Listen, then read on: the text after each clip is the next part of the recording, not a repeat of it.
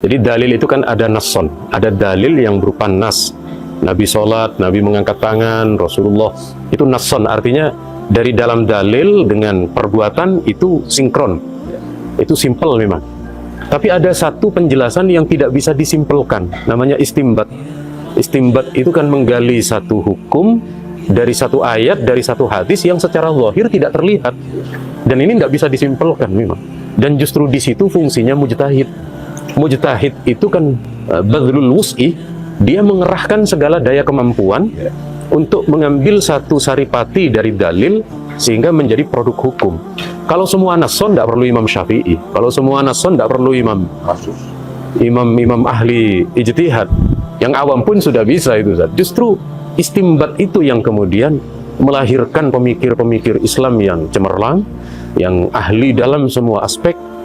Jadi yang perlu kita ketahui, tidak semua ilmu itu bisa dijelaskan dengan simpel. Boleh jadi ada beberapa.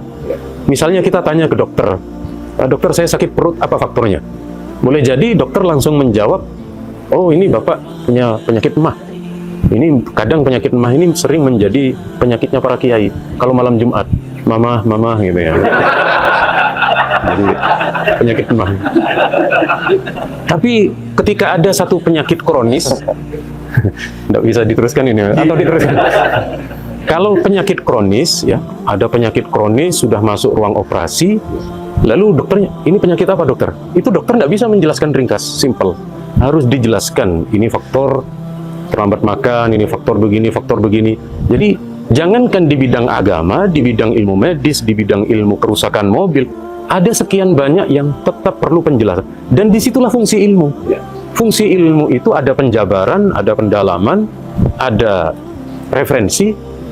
Kalau semuanya harus sama seperti Salafi Wahabi, Kiai, tidak perlu ijtihad dalam-dalam. Hanya kuliah, selesai hanya beberapa tahun.